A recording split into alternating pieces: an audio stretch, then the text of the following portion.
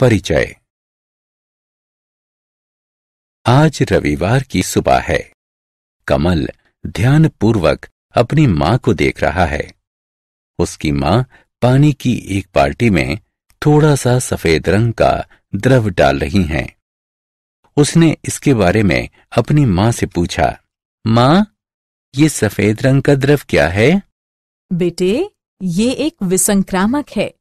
और आप इसे पानी की बाल्टी में क्यों डाल रही हैं? क्योंकि विसंक्रामक एक रासायनिक पदार्थ होता है जो सूक्ष्म जीवों को मारता है और उनकी वृद्धि को रोकता है।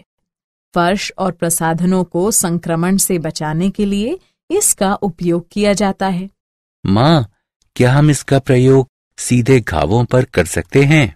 नहीं बेटा, हम विसंक्रामक को सीधे घावों पर नहीं लगा सकते, लेकिन यदि हम विसंक्रामक के बहुत निम्न सांद्रता वाले विलयन का प्रयोग करें तो हम इसे एक एंटीसेप्टिक के रूप में भी प्रयोग कर सकते हैं। मां, मैं इसके बारे में और अधिक जानना चाहता हूं। अच्छा बेटा, आज मैं तुम्हें इसके बारे में और अधिक जानकारी दूंगी। छात्रों, आज हम इसके बारे में अपने अध्याय दैनिक जीवन में रसायन इसमें विस्तार से चर्चा करेंगे। उद्देश्य। इस पाठ के अंत में आप निम्न करने में सक्षम हो जाएंगे।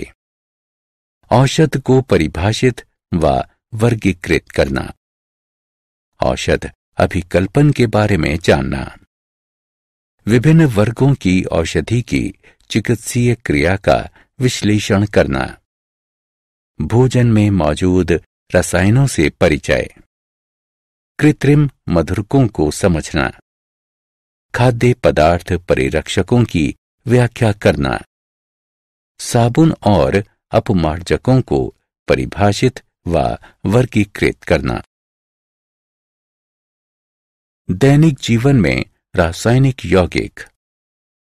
दैनिक जीवन में रासायनिक यौगिकों का प्रयोग कई उपयोगी कार्यों में किया जाता है। उदाहरण के लिए, चाय को मीठा बनाने के लिए चीनी, धोने और नहाने के लिए साबुन आदि का इस्तेमाल। ये मनुष्यों और आवास के अस्तित्व को प्रभावित करता है।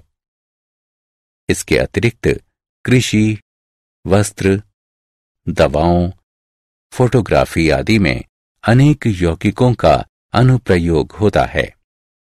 इस प्रकार रसायन हमारे दैनिक जीवन के साथ साथ कई जैविक प्रक्रियाओं में महत्वपूर्ण भूमिका निभाते हैं।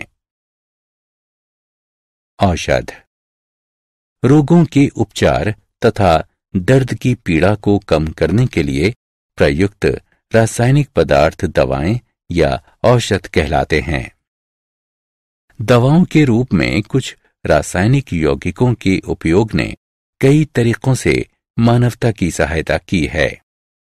रोगों के उपचार, दर्द की पीड़ा को कम करने और जनसंख्या विस्फोट को नियंत्रित करने के लिए दवाओं का उपयोग किया जाता है। उन्होंने मनुष्य के औसत जीवन काल में वृद्धि की है और एक आरामदायक जीवन जीने में उसकी सहायता की है। जीवाणुओं के आक्रमण से उत्पन्न रोगों का रासायनिक यौगिकों द्वारा उपचार, जो होस्ट के ऊतकों को बिना प्रभावित किए सूक्ष्म जीवों को नष्ट करता है, रसायन चिकित्सा कहलाता है। उपचार के लिए प्रयुक्त रसायन रसायन चिकित्सकीय एजेंट यानी अभिकर्ता कहलाते हैं।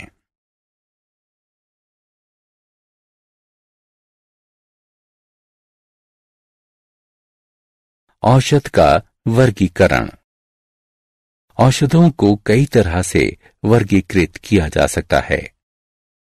भेषज गुण विज्ञानीय यानी फार्माकोलॉजिकल प्रभाव के आधार पर। औषधों को हमारे शरीर पर उनके भेषज गुणज विज्ञानीय प्रभाव के आधार पर वर्गीकृत किया जाता है।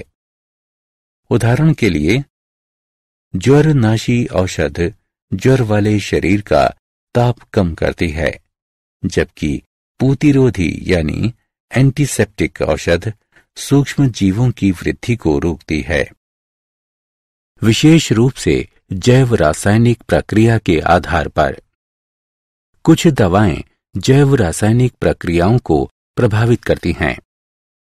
उदाहरणार्थ, एंटीहिस्टामिन दवाएं हिस्टामिन की क्रिया जिसके कारण शरीर में सूजन आती है, इसको दबाती हैं। रासायनिक प्रकृति के आधार पर कुछ औषधों का शरीर पर प्रभाव उनकी संरचनात्मक विशेषताओं के आधार पर होता है। उदाहरण के लिए, सल्फा औषध अपनी संरचना के कारण सूक्ष्म जीवों जैसे जीवाणु के वर्धन को बढ़ा सकती है, इसलिए उनका प्रतिजीवाणुओं के रूप में प्रयोग किया जाता है।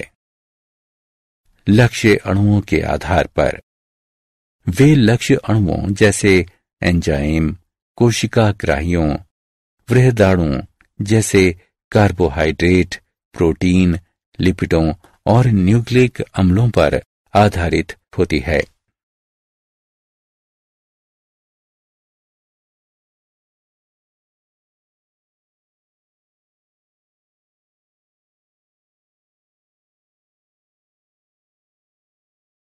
पीड़ाहारी पीड़ा दूर करने के लिए प्रयुक्त होने वाले रासायनिक पदार्थ पीड़ाहारी कहलाते हैं। उदाहरण के लिए एस्पिरिन और एनाल्जीन। वे पीड़ा और ज्वर से तुरंत आराम देती हैं।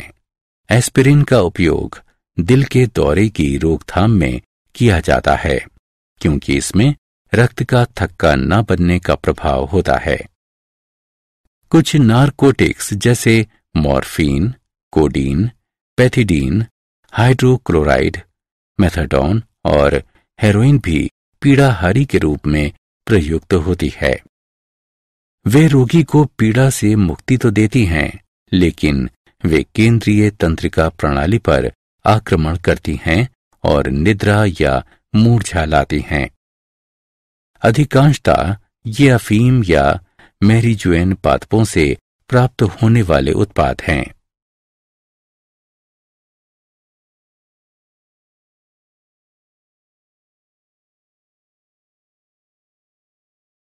प्रति सूक्ष्म जैविक। ये यौगिक जीवों और मनुष्यों में संक्रमण उत्पन्न करने वाले सूक्ष्म जीवों की वृद्धि को संदमित करते हैं या उन्हें मार देते हैं। सूक्ष्म जीव औषधों में जीवाणुनाशी, जीवाणु निरोधी और प्रतिजैविक शामिल हैं। प्रतिजैविक पूर्ण या आंशिक रूप से रासायनिक संश्लेषण द्वारा प्राप्त वे पदार्थ जो कम सांद्रता में सूक्ष्म जीवों के उपापचयी पराक्रमों में अवरोध उत्पन्न करके उनकी वृद्धि को संदमित करते हैं या उन्हें नष्ट करते हैं। उदाहरण के लिए पेनिसिलिन, एम्पिसिलिन या स्ट्रेप्टोमाइसिन।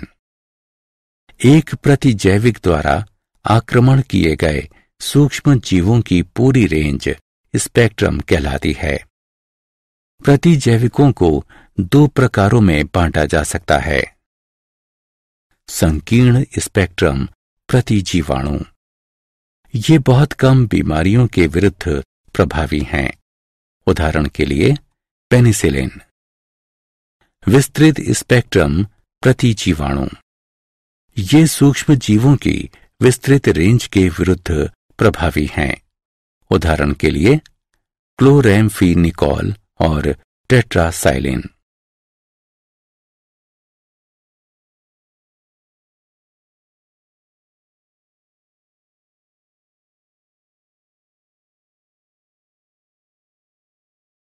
पूतिरोधी तथा विसंक्रामी रोगाणुनाशी। पूतिरोधी रासायनिक पदार्थ जो सूक्ष्म जीवों की वृद्धि को रोकते हैं या उन्हें मारते हैं, लेकिन सजीव मानवीय ऊतकों के लिए हानिकारक नहीं है, पूतिरोधी कहलाते हैं। पूतिरोधियों को सजीव ऊतकों पर लगाया जाता है। इन्हें घावों, व्रणों यानी अल्सरों और रोगग्रस्त त्वचा की सतह पर लगाया जाता है। साधारणतः प्रयुक्त किए जाने वाले प्रतिरोधी हैं डेटॉल, बाइथायोनॉल, आयोडीन और हाइड्रोजन परऑक्साइड विलयन। विसंक्रामी रासायनिक